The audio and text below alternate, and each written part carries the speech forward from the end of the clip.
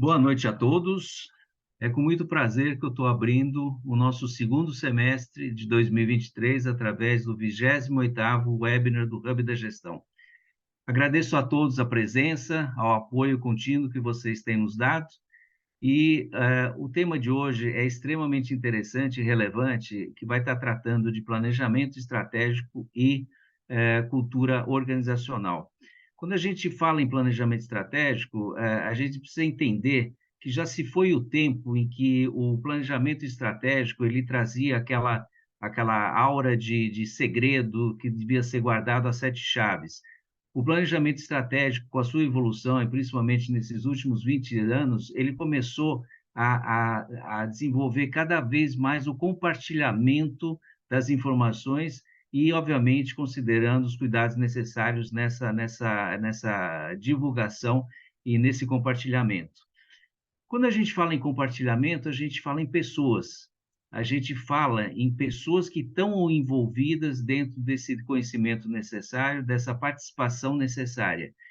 E, dentro desse aspecto, ganha extrema relevância a cultura organizacional, em que, através dessas pessoas, através desse compartilhamento e através de todas as funções que são atreladas à cultura organizacional, eles procuram trazer um conceito de motivação crescente junto aos colaboradores, um maior nível de engajamento desses colaboradores dentro daquilo que acontece dentro da empresa, dentro da sua atuação, e, como consequência, uma maior performance, uma melhor performance da estrutura empresarial propriamente dita. Tá?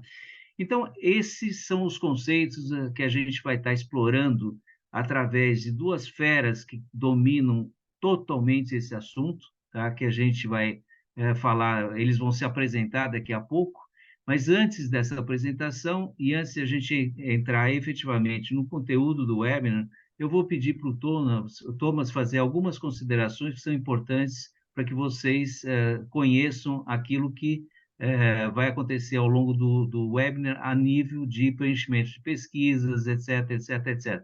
Thomas, por favor. Obrigado, Pedro. Então, boa noite, novamente, boa noite a todos. Sejam muito bem-vindos. Então, gostaria de passar algumas orientações com relação à plataforma Zoom Webinar. Então, durante o webinar, na hora que for apresentar os assuntos, tudo mais, pode ser que tenha alguma dúvida, um comentário que gostaria de passar diretamente para os nossos palestrantes, vai ter essa ferramenta chamada Q&A, que seriam as perguntas e respostas, né?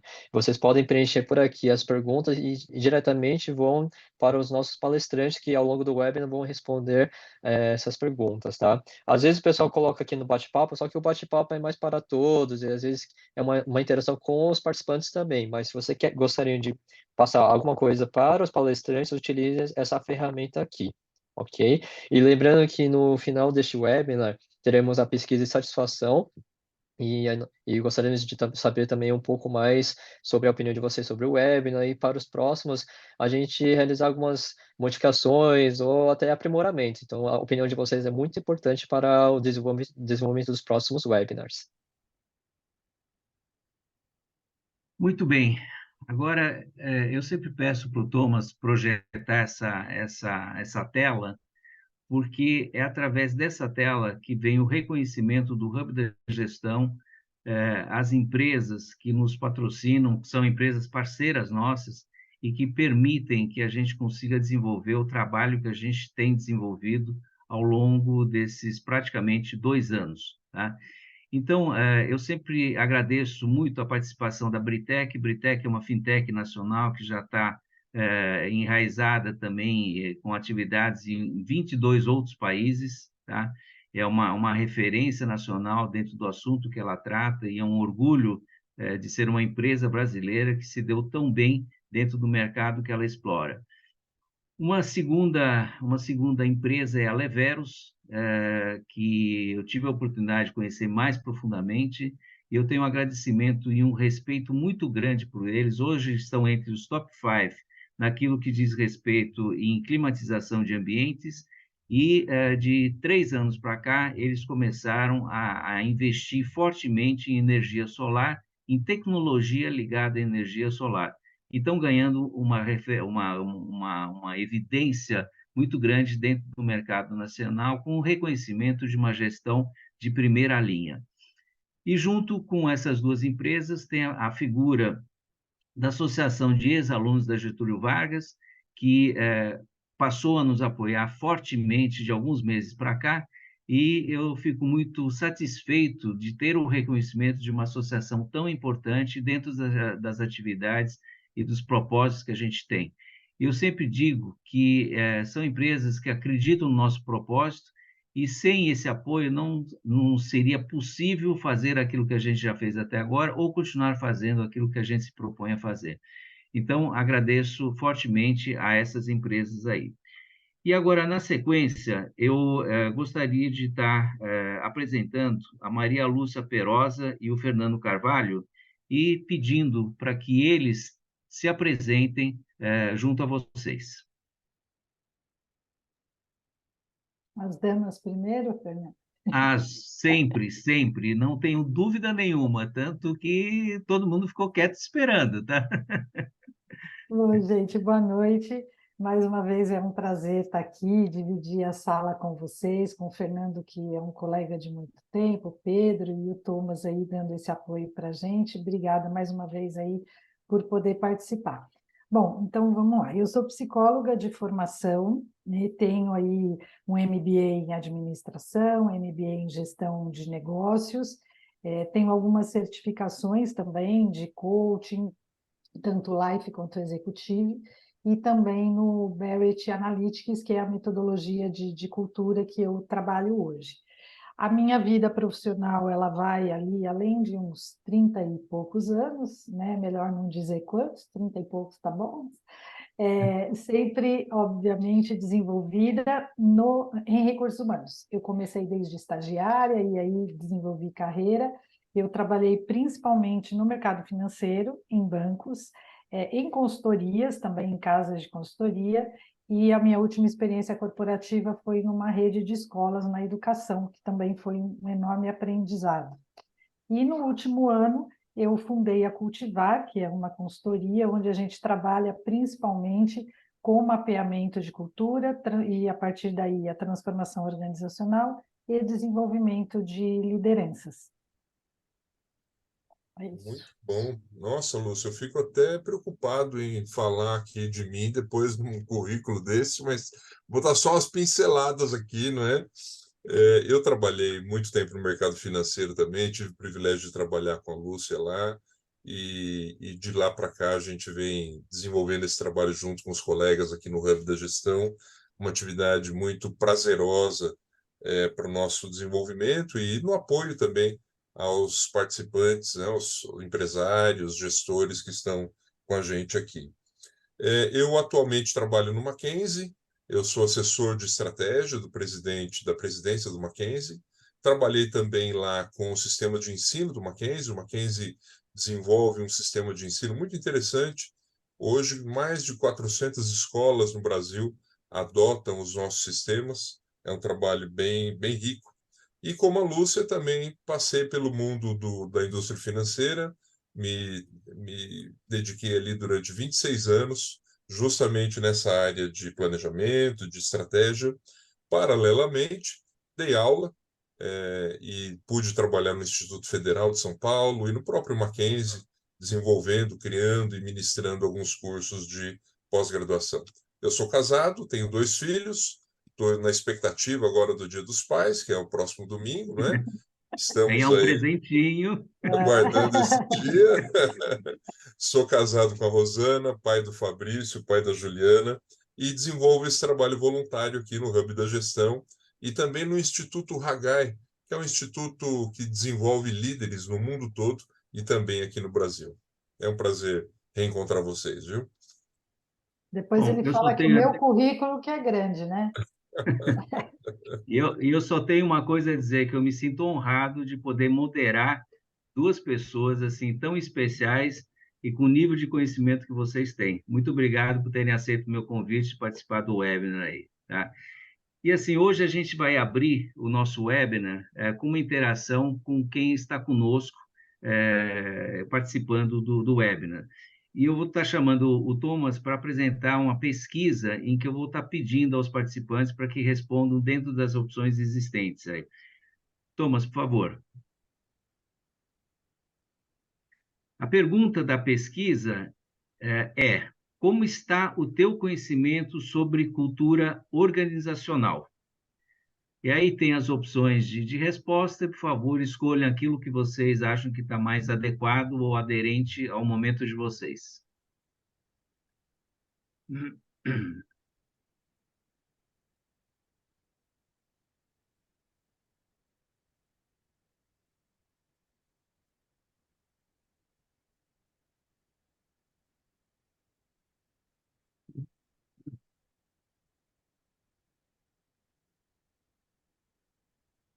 Muito bem, já temos as respostas, então vamos lá àquilo que aparece dentro da pesquisa. Assim, em primeiro lugar, 60% das pessoas colocaram que eu gosto de ler sobre isso. Aí 30% colocaram que minha empresa desenvolve esse assunto. E outras 10% dos participantes dizem que não conhecem esse assunto. Tá? Para esses 10%, uma grande oportunidade de se inteirar dos princípios básicos que norteiam a cultura organizacional. Gosto de ler sobre isso, é um reforço daquilo que teremos hoje ao longo do webinar, e eu fico muito contente em saber que 30% das empresas desenvolvem esse assunto, que é muito importante dentro da estrutura e na gestão moderna de uma empresa. Então, aí eu começo a trazer uma primeira pergunta que eu vou estar direcionando à Lúcia, e a pergunta é: como se define cultura organizacional? Só para a gente estar na mesma página em termos do entendimento do que está por trás da cultura organizacional. Lúcia, por favor. Interessante, Pedro. Tem vários escritores, vários conceitos, mas, assim, eu gosto muito de usar o conceito de que a cultura organizacional é a personalidade da empresa, né? Se a empresa fosse uma pessoa, como nós somos, nós temos a nossa personalidade e a empresa tem a dela. E, portanto, ela é um conjunto de aspectos, né? No caso da cultura organizacional, ela é um conjunto dos comportamentos, das crenças e dos valores que são compartilhados pelas pessoas, né, pelo grupo que faz parte dessa organização, dessa empresa. É um conceito simples, mas o que ele tem de complexo é a tangibilização. É um pouco difícil da gente conseguir tangibilizar todos esses aspectos, né, por trás aí de uma cultura organizacional. Eu lembro que quando eu comecei a estudar isso, há alguns anos atrás, eu tive uma professora, Maria Tereza Fleury, uma sumidade em administração, e ela costumava dizer que quando a gente fala de cultura, seja uma cultura organizacional ou de um país, a gente pode associar isso, e eu vou me permitir usar essa associação, com uma cebola, né? A cebola, ela tem uma pele, uma casca, e ela é feita de camadas. E a cultura, ela se dá da mesma maneira, né? Quando a gente olha uma empresa, a primeira coisa que a gente vê, vamos dizer, a pele, né, a casca da cebola, seriam os comportamentos, é o que é mais tangível, a gente vê como as pessoas se comportam, como elas se relacionam, e isso traz para a gente uma sensação de um ambiente. Essa empresa aqui tem um ambiente gostoso de frequentar, essa empresa tem um ambiente um pouquinho mais pesado, as pessoas aqui são mais caladas, enfim. O comportamento é aquilo que a gente mais consegue ver. Aí, tirando, né, a primeira camada, indo aí para a segunda, a gente vê alguns processos, alguns rituais que a empresa tem, que também começam a nos mostrar como é que ela é. Né? Quando eu falo de processo, é como a gente faz as coisas. Dentro da empresa, as empresas têm os seus processos, as suas formas de responderem às demandas internas e externas, né? E tem os seus rituais. O que eu chamo de rituais? As reuniões, as comemorações, os reconhecimentos, enfim, tudo que acontece com frequência que se torna um ritual. E aí a gente começa a ver que ali por trás tem algumas coisas que são comuns. Tirando mais uma camada aí dessa cebola, a gente vai para as crenças, né? O que são as nossas crenças? As crenças são princípios ou opiniões que a gente considera como verdadeiros. Muitas vezes a gente nem sabe de onde veio, mas ela está lá, né? Por exemplo, tem pessoas que acham que não podem errar, que errar é feio. Isso é uma crença, não existe nada comprovado que diz que as pessoas não podem errar, ou que devem errar mais, ou que devem errar menos, né? Então, essas crenças nos movem, elas nos dão ação dentro do dia a dia. E, por fim, bem lá dentro do núcleo dessa cebola, a gente tem os valores, né? Que nada mais são do que uma classificação que a gente dá a essas crenças e a esses comportamentos. E tudo isso junto é que traz a personalidade aí da empresa, né? E é o que reflete aí a cultura organizacional. Você Acho gostaria que de fazer algum comentário, Fernando, sobre isso? Não, acho que muito, muito claro.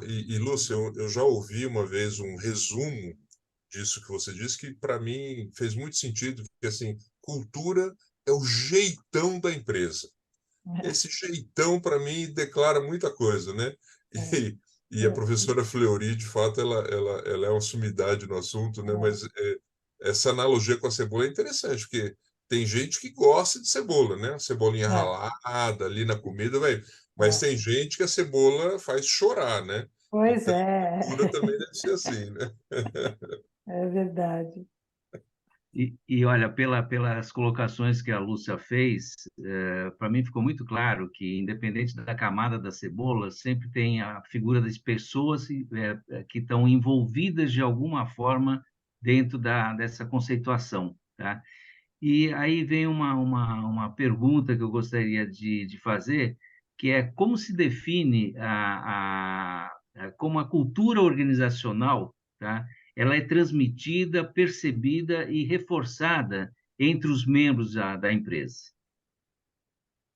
Eu acho que assim, Pedro, como a gente falou, né? Como ela é um conjunto de comportamento, de processo, de ritual, de crença, ela é transmitida, percebida e até mesmo reforçada pelas interações diárias dentro desse grupo de pessoas, né? No dia a dia, é como o Fernando trouxe, é o jeito de ser da empresa, né? Então, os próprios membros da empresa, de diversas maneiras, eles transmitem isso uns para os outros. Então, assim, quando a gente conhece o código, né, que tá por trás aí desse grupo, a gente consegue entender como é o funcionamento dele. Então, por exemplo, quando você entra numa empresa, um novo funcionário, ele faz aquele onboarding, que na minha época chamava integração, né? Onde a gente traz esse funcionário e fala assim para ele, olha, a história da empresa é essa, a estrutura da empresa é essa, você vai se reportar para esta pessoa, a atividade é essa, você tem que fazer desta forma, ou seja, a pessoa já recebe um código de conduta, né? As próprias políticas, as práticas escritas dentro da organização que a pessoa recebe no primeiro dia, a forma como ela é recebida. Então, tudo isso começa a despertar na pessoa, falar, poxa, o jeito aqui de trabalhar é assim. Aí ela começa a perceber que no refeitório as pessoas se comportam de um jeito, saem para almoçar, se comportam de outro jeito, enfim. Ela vai percebendo pelas atitudes e pelas ações do dia a dia, pelas práticas, pelos comportamentos das pessoas nas reuniões e pelos processos, como que é que as coisas funcionam, né? Além disso, ele tem o exemplo da liderança, que é o disseminador também dessa cultura, como eu falei, as próprias regras internas e a própria comunicação da empresa, que funciona também transmitindo isso e reforçando periodicamente o jeito de ser da empresa. Eu gosto muito de chamar, quando as pessoas falam assim, como você trabalha a cultura organizacional? Eu trabalho o jeito de ser. Para mim, essa é a definição melhor que tem aí do que Legal. é, né? Fernando? E é interessante, a gente viu na pesquisa, né, que uma pessoa ali respondeu que ela não percebe, né, a cultura da sua empresa, ou pelo menos não percebe a discussão da cultura da sua empresa. Mas mesmo quem não percebe, ou nas empresas onde isso não é percebido, a cultura está lá, né?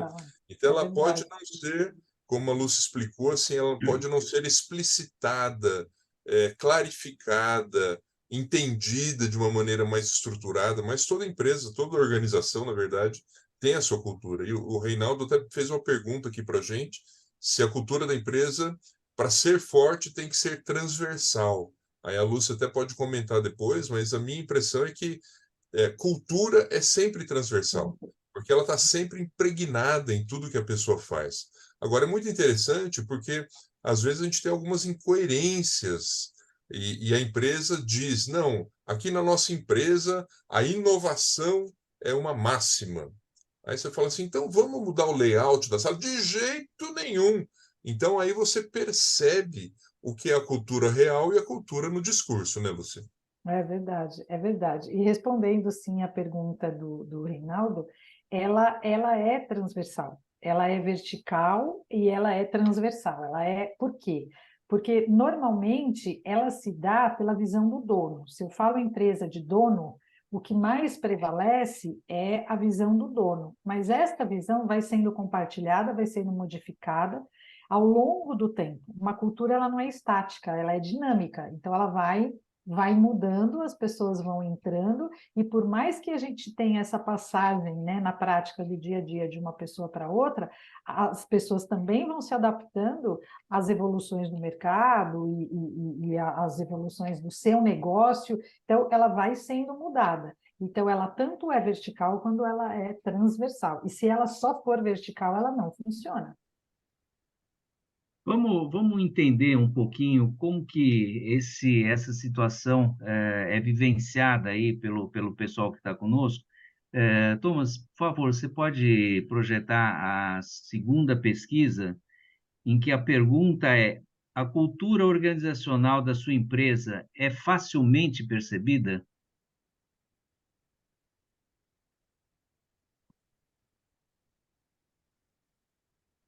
Interessante essa pergunta.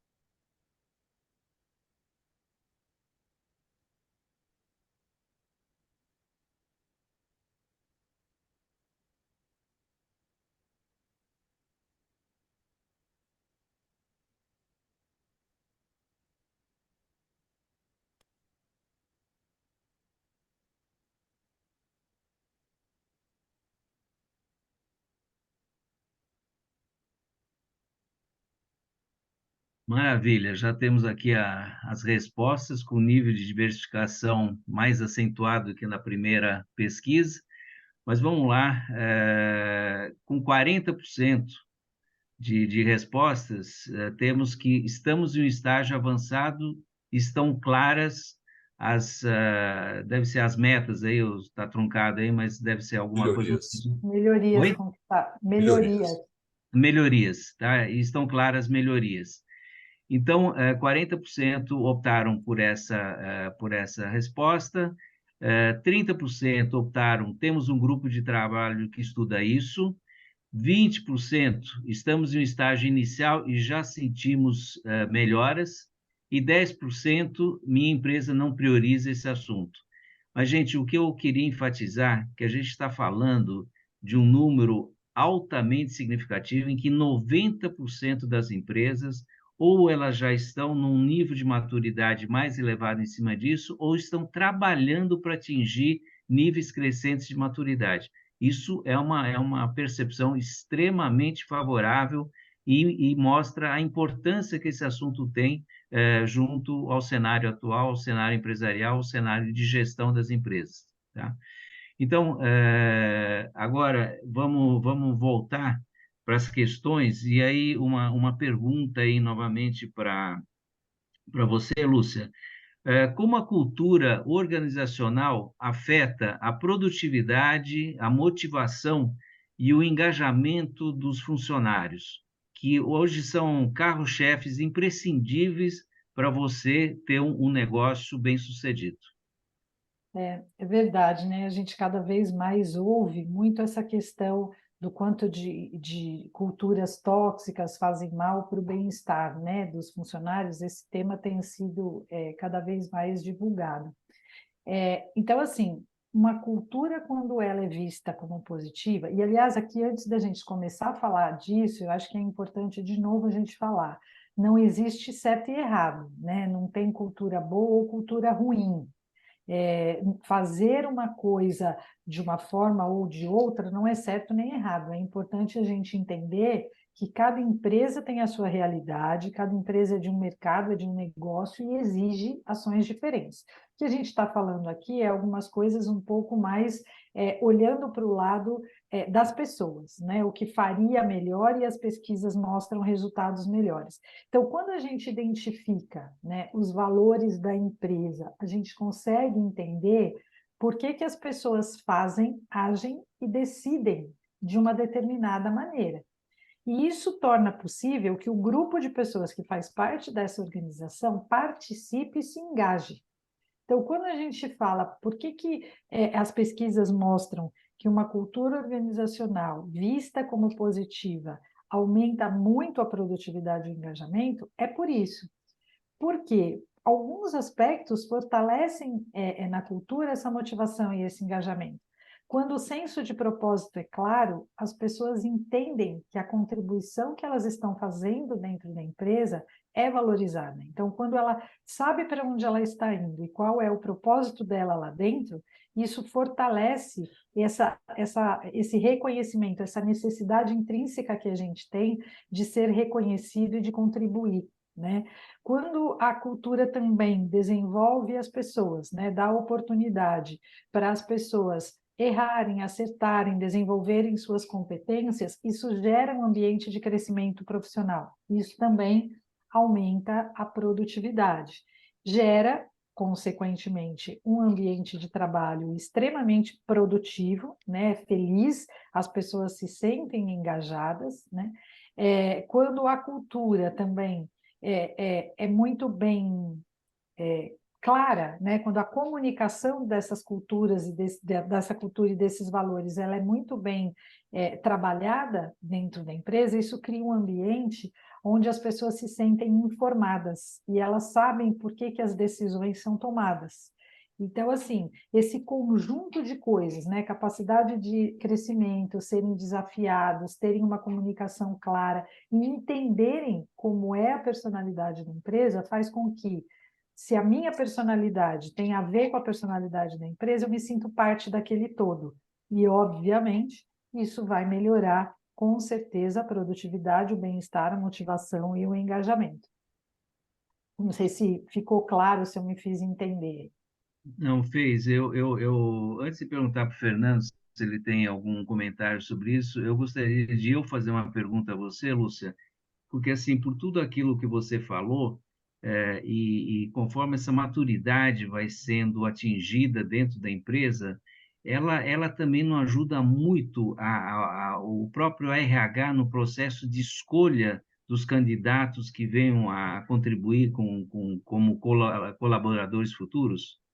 Sim, com certeza, sem dúvida. Quando a gente sabe qual é o jeito de ser, né? O nosso jeitão aqui da empresa, como é que a gente faz as coisas, a gente explora isso também no momento da entrevista com o candidato. E aí você faz, consequentemente, esse match entre aquilo que você precisa tecnicamente e o jeito da pessoa fazer as coisas, né? E aí você vai também fortalecendo muito mais aqueles valores que já estão dentro da empresa. Quanto mais pessoas que também são parte e têm aquele valor como o esperado, você vai criando cada vez mais rapidamente esse vínculo de uma pessoa nova dentro da empresa. Ah, legal. Fernando, eu não sei se era isso que você ia tocar, né, comentar junto com a Lúcia, mas se foi isso, desculpa, tá, de eu cortar aí a tua Não, oportunidade de colocação, tá? fica tranquilo, Mas, você não bateu minha carteira, não. não, que bom, que bom. Me Foi sinto muito menos boa. culpado já. Não, foi Algum muito boa a comentário aí, sua Fernando? intervenção. Eu queria só salientar essa questão da produtividade que a Lúcia explicou, porque como a cultura é baseada nos valores da empresa, né, define um pouco assim a alma da empresa, né, cada ser humano também tem seus próprios valores, a sua própria alma. Então, quando você está numa empresa aonde combina, né, os seus valores combinam com esses valores da empresa, com a cultura da empresa, evidentemente as pessoas trabalham de forma mais harmônica, mais felizes, Por isso que a produtividade aumenta também, né? Quando você está numa sem dúvida. empresa de valores diferentes ou opostos, né? Às vezes é até impossível continuar e conviver numa empresa dessa. Só que às vezes eu acho que a gente, depois de algum tempo na empresa, na organização, a gente fica tão imerso, né, nesse sopão da cultura, que se você se perguntarem qual é a cor dessa sopa, você nem sabe dizer mais, porque você está lá dentro, está mergulhado lá. E às vezes, para as pessoas que estão nos assistindo, estão participando com a gente aqui, talvez para essas pessoas perceberem a cultura da sua empresa, um exercício interessante seja perguntar justamente para o novo funcionário que chega. Depois de uma semana que ele estiver por ali, faz uma pergunta: o que você está achando? Qual a sua leitura sobre o jeitão da nossa empresa? Aí você vai começar a ter uma descrição, né? Eu me lembro, por exemplo, Lúcia, você vai lembrar disso num banco que nós trabalhávamos, que nós tínhamos ali como um dos aspectos da cultura, o banco servia café e café com leite e um pãozinho de manhã e de tarde para todos os funcionários do banco. E você podia estar em qualquer lugar, podia estar numa reunião com os funcionários, podia estar numa reunião com a diretoria, podia estar numa reunião com o fornecedor, seja lá o que Um fosse, cliente, né? o cliente, a copeira entrava sem muito aviso e servia o café com leite ali. Aquilo era cultural na organização. A tal ponto que quando um cliente ou um fornecedor externo estava em reunião com a gente, a copeira entrava, a pessoa olhava, estranhava e depois perguntava: é sempre assim aqui? E para a gente que já estava acostumado com aquilo, era a coisa mais natural e gostosa do mundo. Mas a gente já estava imerso naquela cultura. Excelente essa sua. Me permita que fugir um pouquinho, tá, o Pedro? Mas assim, Imagina. esse exemplo que o Fernando trouxe é extremamente importante para explicar isso que a gente estava falando, né? Porque quando você olha uma pessoa de fora, um cliente, estava na reunião com a gente, um parceiro que vinha, um fornecedor que vinha oferecer um serviço, ele olhava aquilo e olhava para a gente e falava assim: mas todo dia tem isso? Tem, 2 vezes por dia. Né? E tinha dia que não era café com leite, era bolinho, era outras coisas. Mas, enfim, a gente falava assim, todo dia assim. Ela falava, nossa, gente, mas que coisa, né? Que respeito e tal. E aí, quando você para pensar, este é o comportamento que reflete um valor. O servir o café, o servir o pãozinho com manteiga, enfim, por trás isso é o comportamento que a pessoa está vendo, é a pele da cebola. Quando você vai lá no núcleo para entender, e aí você tem que ir na história da empresa para entender, o valor que está por trás é um valor de prover para a pessoa algo que é de primeira necessidade, vamos dizer. É prover para esta pessoa o suprimento de uma necessidade importante para ela trabalhar. Era uma crença do líder, né, do gestor e do fundador desta organização. E esse valor foi por anos. Para quebrar isso, né, Fernando? Demorou assim um tempão. Né? Hoje fornecem o café de outra forma, mas não tem mais a copeira, não tem mais aquilo. Então, é um outro exemplo. Muda a cultura? Muda, mas o valor de prover está lá em algum lugar. Ele não sumiu, ele mudou o comportamento, mas ele não mudou o valor. Excelente exemplo. Obrigada, Fernando. E sabe que esse exemplo que foi lembrado pelo Fernando, ele me remete muito a uma imagem familiar, quando as pessoas se juntam em torno de uma mesa para ter um lanche, para tomar um café, tá? Para bater um papo, e assim, como talvez possivelmente na mesma época a gente participou de instituições financeiras, eram diferentes, mas o princípio também era nesse sentido.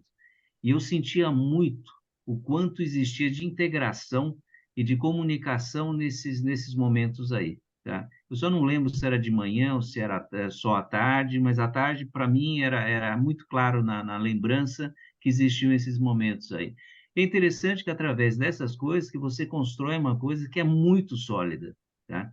É aquele conceito de união, aquele conceito de junção de partes, né? Então, é muito legal isso daí, tá? Enfim, mas foi muito legal foram legais essas colocações aí. E eu vou continuar mais um pouquinho com você, Lúcia, perguntando de que forma a cultura organizacional impacta a tomada de decisões e a resolução de problemas. Olha, da mesma maneira, né, que em outros aspectos aí que a gente falou, a cultura, mais uma vez, ela molda, porque por trás dela tem valores e crenças, ela vai moldar o estilo de liderança, ela vai mudar a tolerância ao risco, vai mudar a comunicação, a velocidade das decisões e as abordagens adotadas em qualquer situação, seja uma situação problema ou não. Então, por exemplo, se eu pego a tolerância ao risco, né? Se eu tenho uma cultura numa empresa que seja avessa ao risco, as decisões tendem a ser muito mais conservadoras e focadas na minimização desse risco.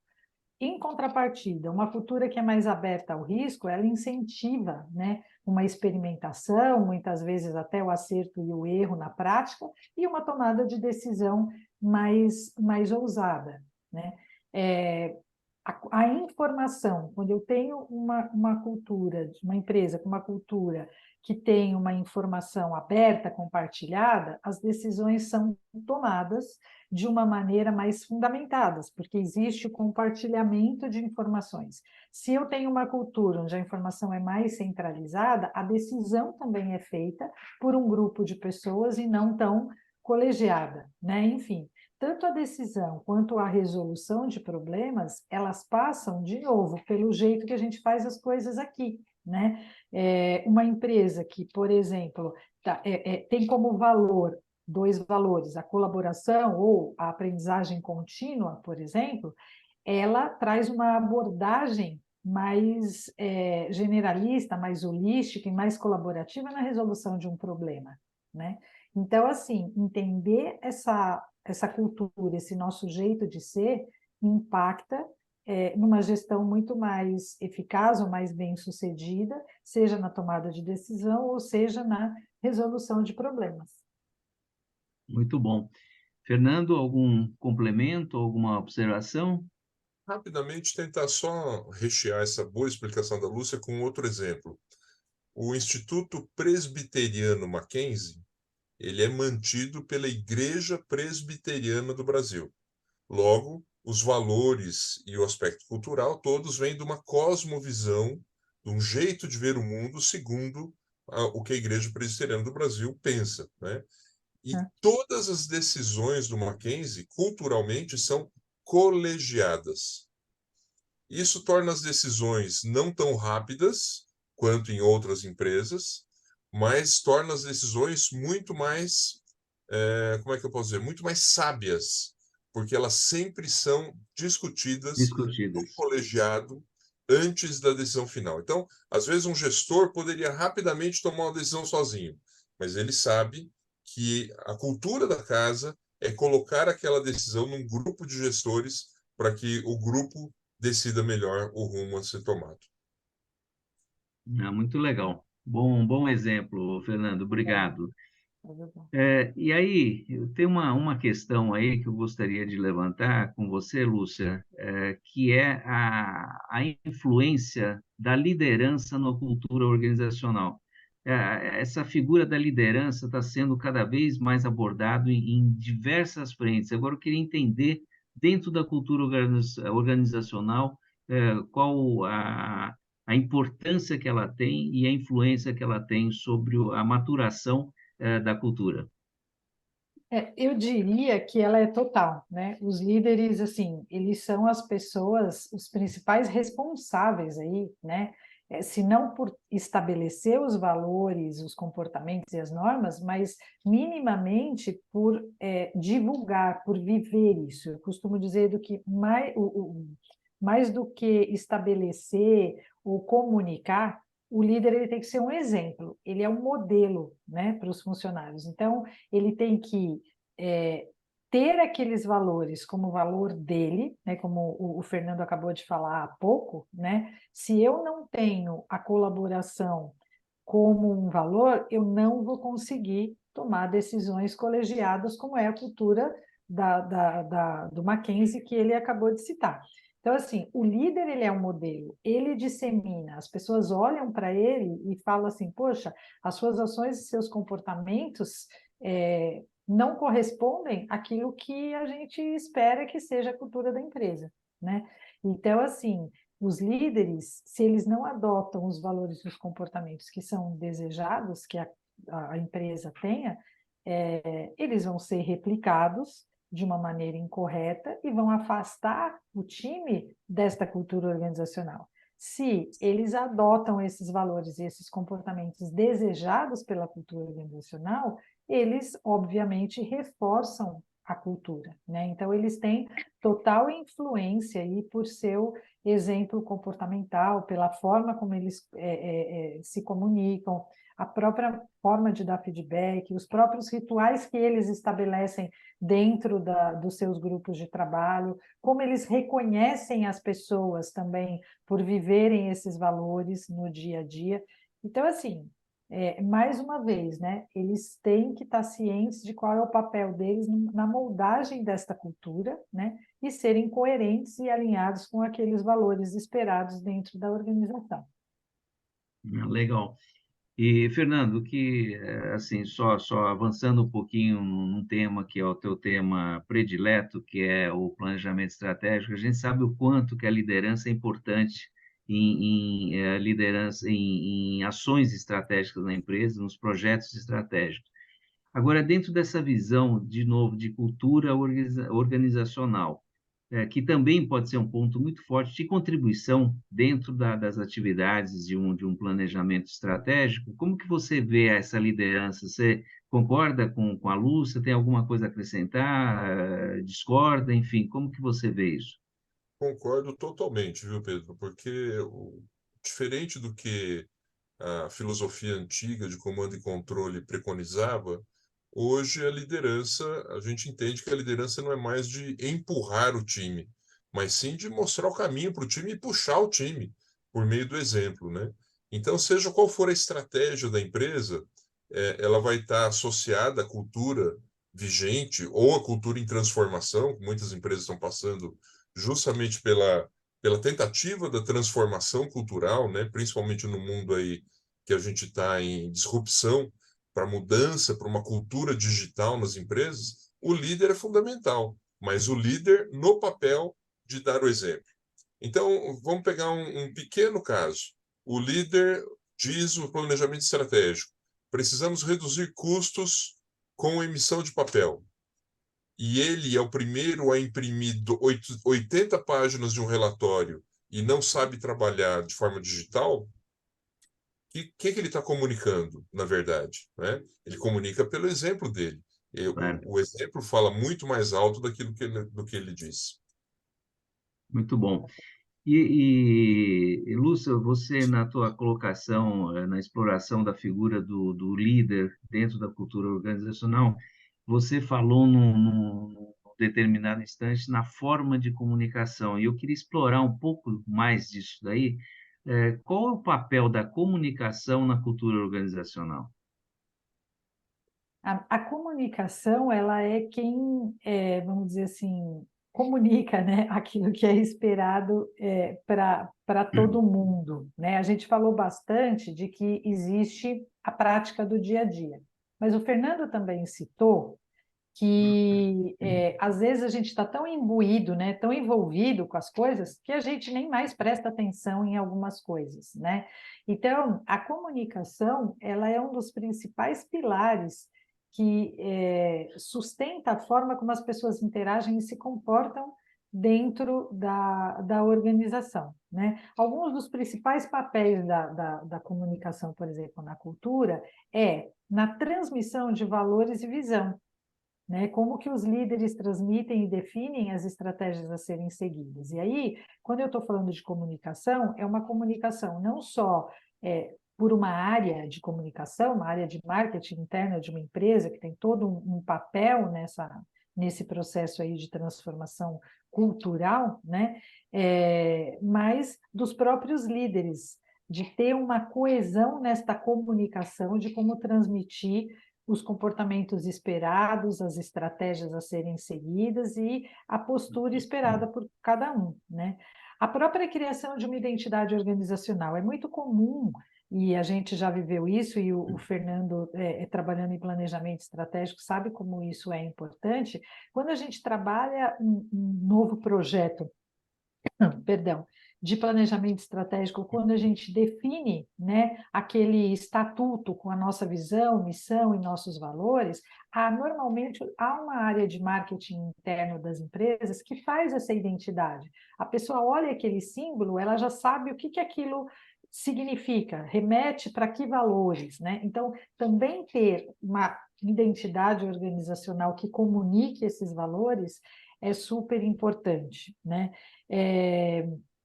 Então, assim, comunicar constantemente, o tempo todo, revisitar e trazer para a nossa consciência quais são os nossos valores que a gente vive no dia a dia, tirar um pouco dessa coisa do eu estou fazendo no automático, é extremamente importante, e a comunicação, seja no dia a dia, pela prática da liderança com as suas equipes e os seus pares, né? Tanto quanto por uma área de comunicação interna que crie essas questões de identidade visual também são bem importantes. Legal, obrigado, Lúcia. É, assim, Fernanda, alguma coisa que você queira complementar com tudo isso que foi abordado até agora, porque agora a gente vai entrar dentro de uma seara um pouco diferente, e eu só queria fazer um fechamento inicial em cima de cultura organizacional. Tem alguma visão aí que você queira passar? Não, Pedro, fica à vontade, vai em frente. Ah, legal. Bom, então, agora eu vou estar pedindo para o Thomas passar a pesquisa de número 3, em que a pergunta é: como está o teu conhecimento sobre planejamento estratégico? Então, eu gostaria que os participantes se escolhessem a opção onde está mais aderente ao momento que eles estão vivendo.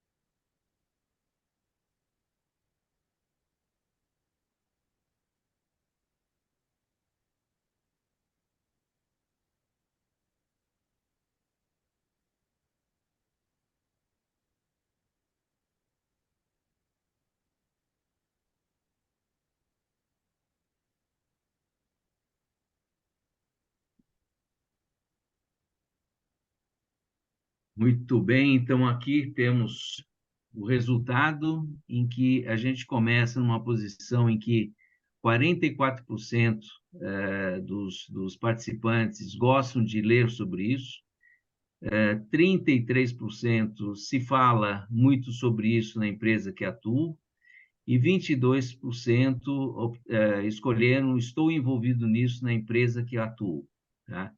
Então, a gente já tem, assim, 55% das pessoas que estão ligadas de alguma forma a empresas em que ou se fala muito sobre isso, ou se não, ela já está envolvida em alguma coisa nesse sentido, tá? E 44% que gostam de ler sobre isso daí.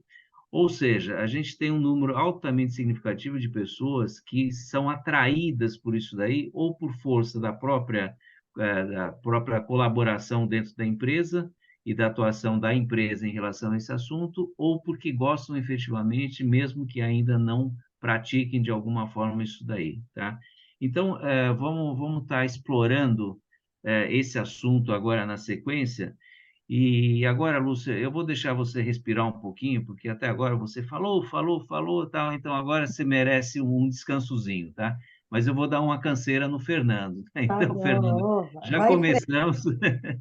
começamos com a pergunta: o que é planejamento estratégico? Só para a gente alinhar a posição, o conhecimento em cima disso.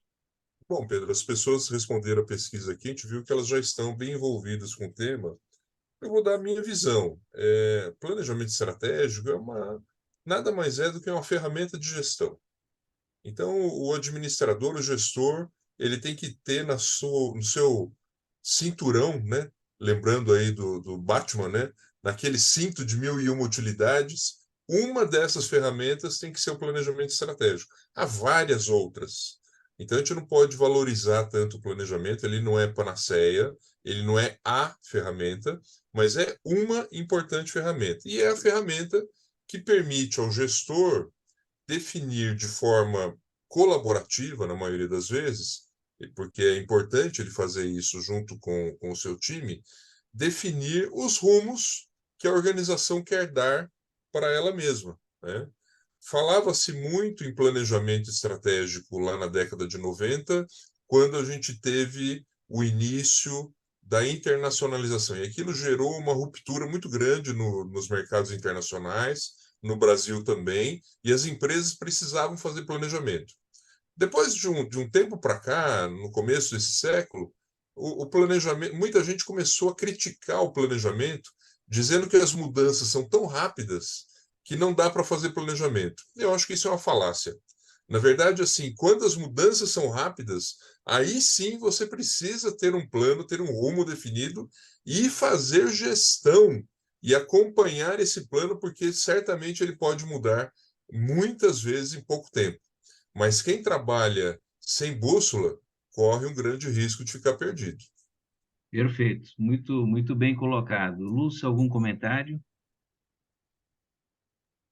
Não, não, o Fernando é o expert do assunto. Daqui a pouco eu entro, daqui a pouco eu entro.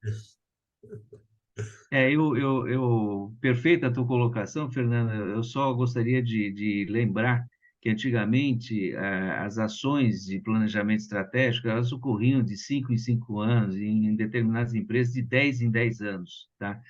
O que acontece é que hoje, com a transformação contínua que a gente está vivendo, principalmente através de tecnologia que gera novas oportunidades, novos segmentos de negócio, etc., etc., etc., não dá mais para pensar em planejamento estratégico em estruturas de 5 em 5 anos, muito menos de 3 em Perfeito, 3 anos.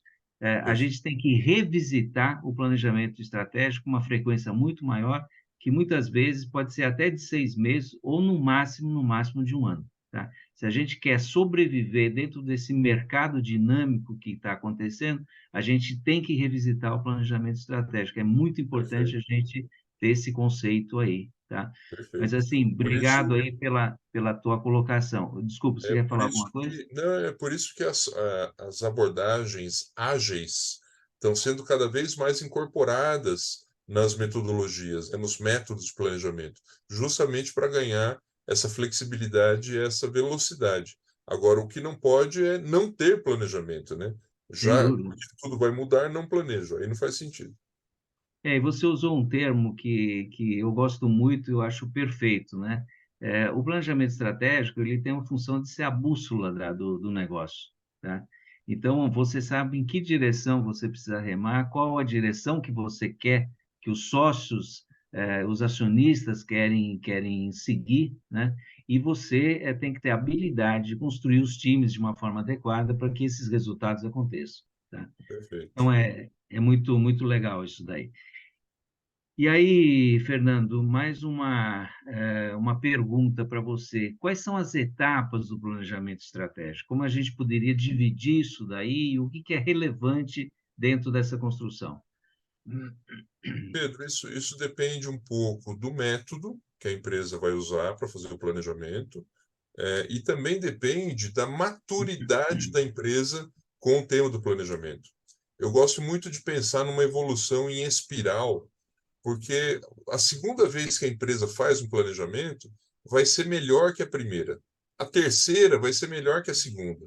Então, essas fases podem dar. Mas, via de regra, um planejamento pressupõe, pelo menos, uma etapa de análise de ambiente. Saber onde é que a gente está, como a gente está, fazer o diagnóstico do paciente antes de colocar qualquer remédio. O planejamento exige uma discussão daquilo que a Lúcia comentou agora há pouco. Quais são as declarações estratégicas dessa empresa? O que ela quer ser quando crescer? O que ela quer ser no futuro?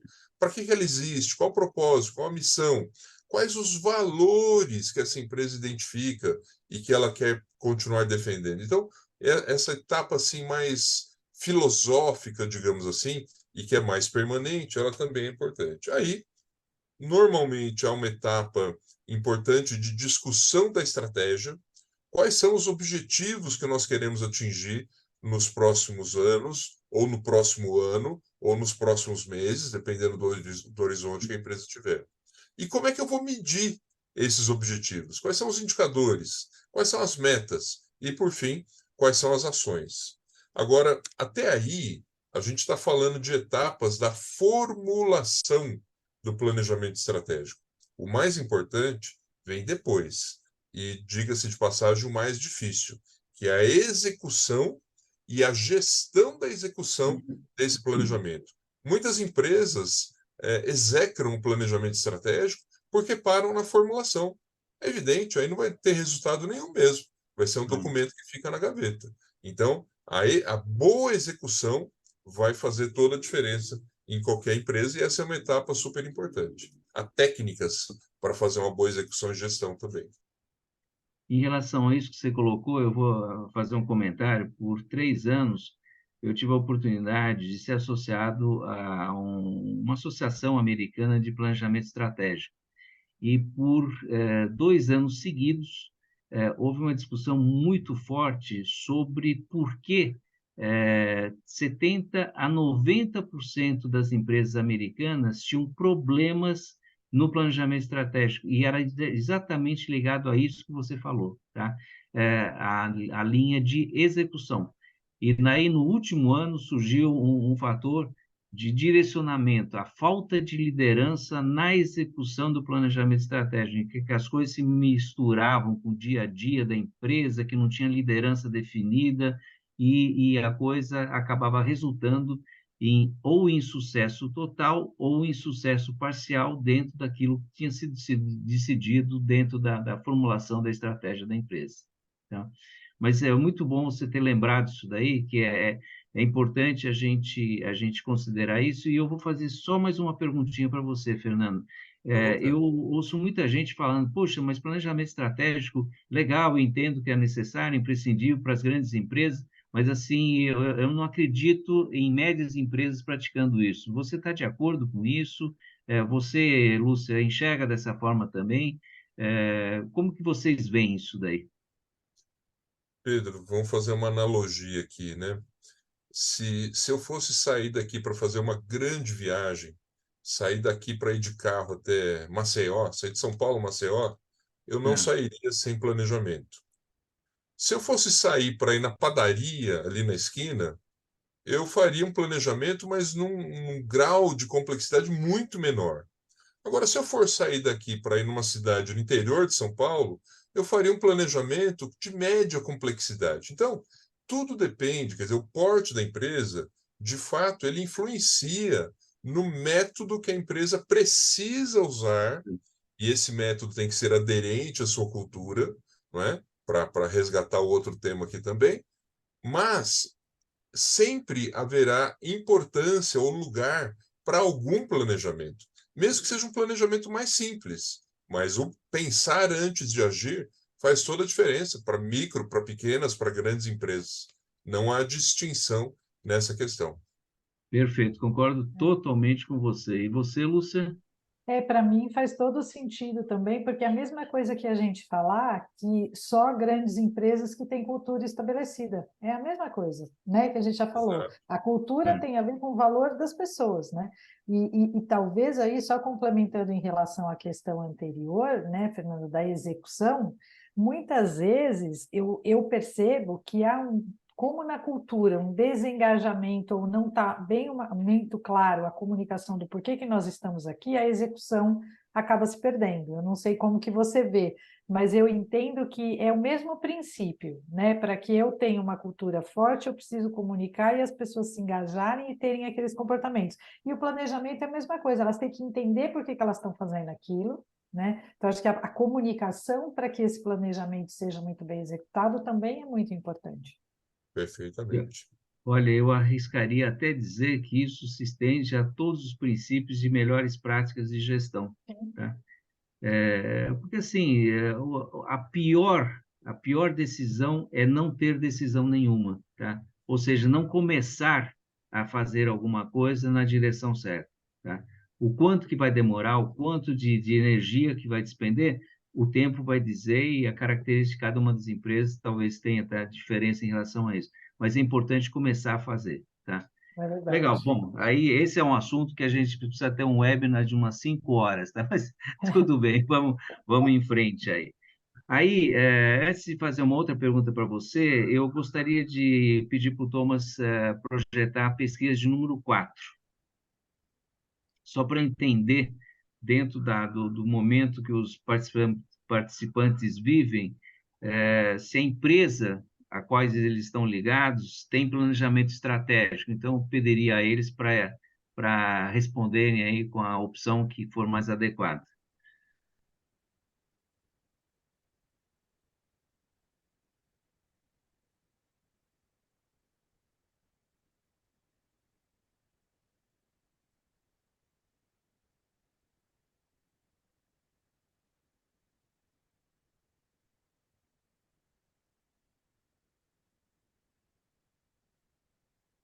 Vamos lá, as respostas. Aqui tem uma concentração bem elevada, tá? Em que 67% dos participantes dizem que temos planejamento estratégico, 22% dizem que há comentários de que estão se preparando para fazer, e 11% se fala disso na empresa que atua.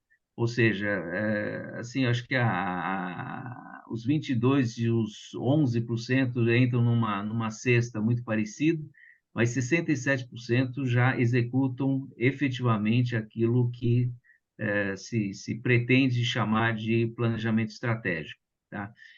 E aí, em cima dessa situação aí, dessa colocação que foi dada, cabe uma pergunta para o Fernando.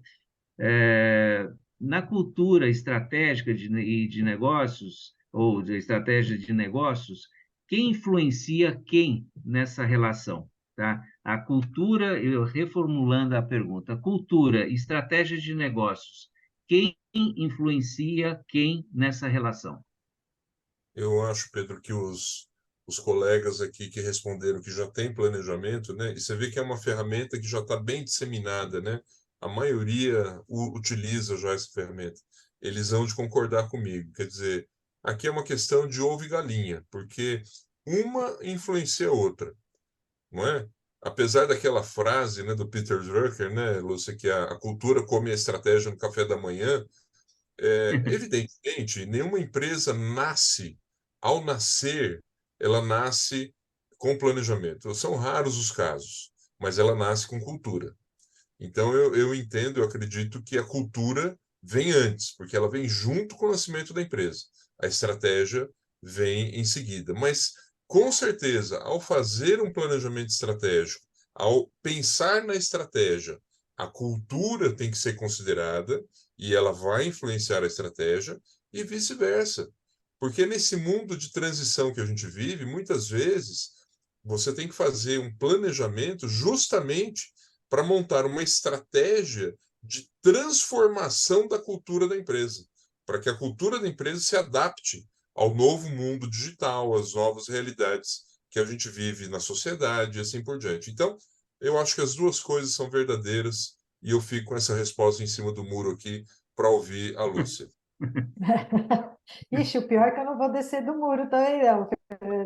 Eu acho que é exatamente isso, né? Eu acho que o que o Fernando falou é verdade. Se a empresa, um influencia o outro, a empresa nasce com a cultura, mas ela pode não nascer com o planejamento estratégico. Então, se você tem essa realidade, eu acho que cada empresa é uma empresa e cada realidade é uma realidade.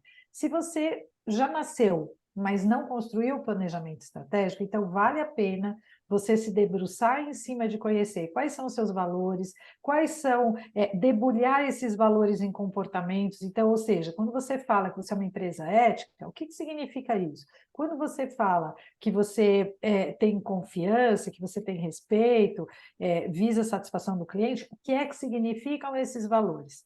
Né? E a partir daí você construir o seu estatuto mesmo. Qual é a sua visão, a sua missão, aonde você quer chegar, qual é o seu propósito para daqui 10 anos, 15 anos, embora hoje a gente fale em curto espaço de tempo, mas quando a gente fala em vida de empresa, a gente tem que pensar longo. O que eu quero ser em 5 anos, em 10 anos, mas também em 15 anos. Então, quando eu olho isso à luz de valores que eu já reconheci, talvez cascatear a estratégia e o processo de como chegar lá vai ter uma aderência muito boa com os comportamentos das pessoas, né?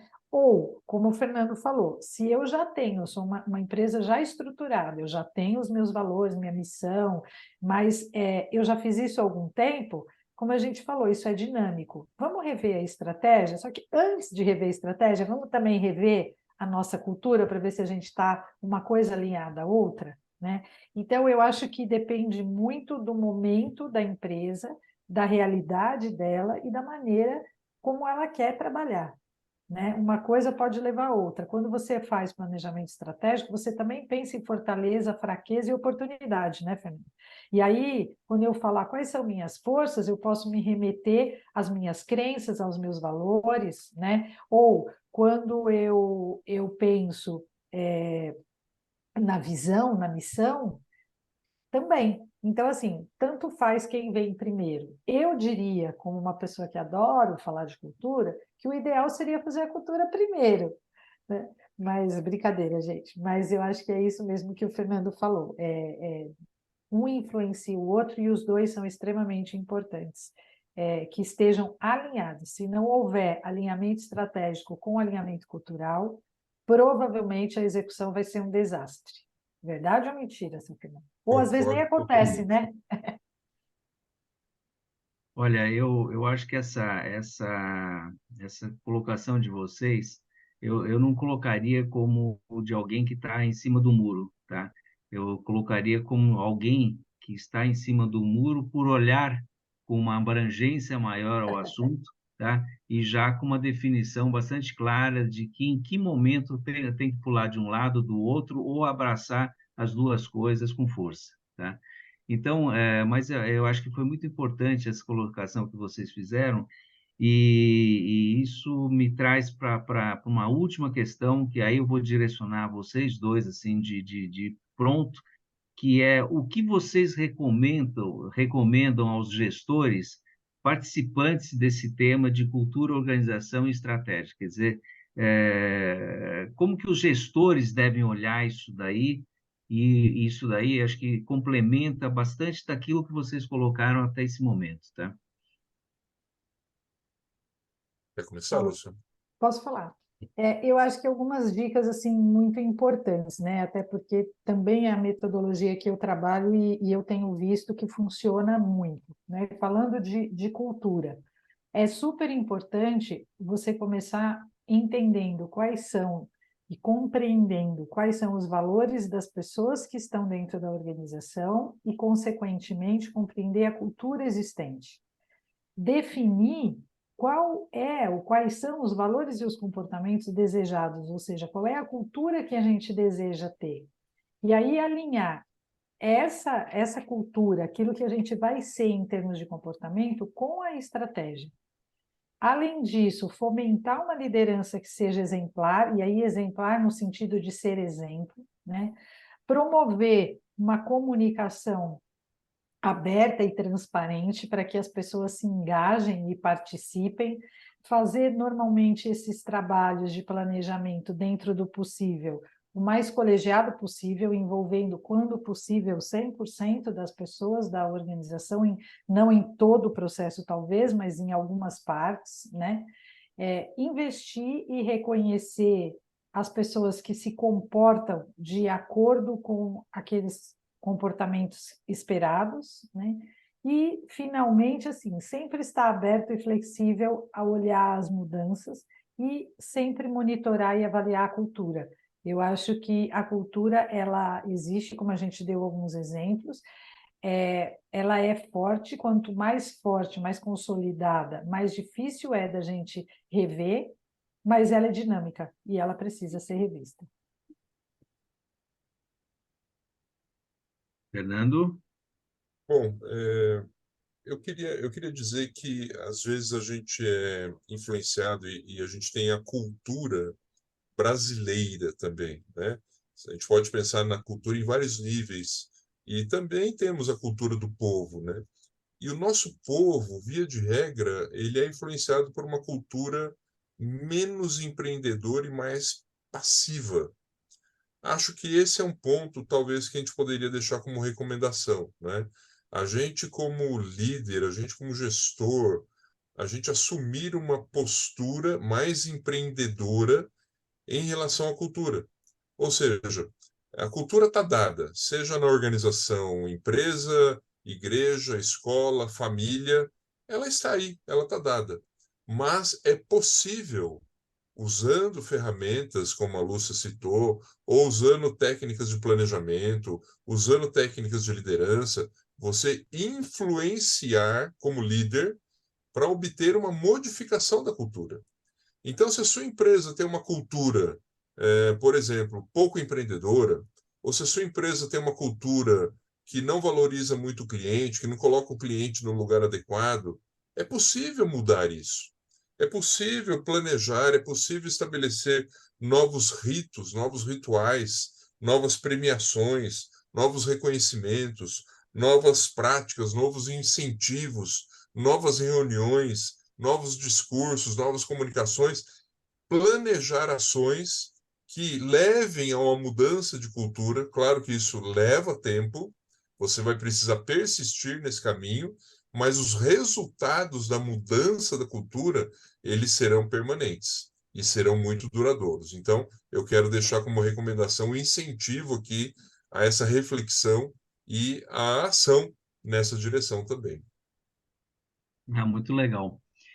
Bom, gente, olha, a gente avançou um pouquinho nos nossos horários habituais aí, tá? Mas isso por conta da intensidade, da riqueza de informações e de conceitos que vocês trouxeram a esse evento, que eu agradeço demais, mais uma vez, a participação de vocês. Aos participantes, propriamente dito, se alguém tiver alguma pergunta em algum momento, vocês podem colocar essa pergunta no nosso site, naquela parte de Fale Conosco, e só relembrando que o site é o www.hubdagestão.com.br, gestão sem o tio, próprio, é gestal, né? Então, é como que é aquele programa lá de recolhimento de recursos aí, da Globo aí, é o Criança Esperança. Esperanca. Esperanca, é isso daí.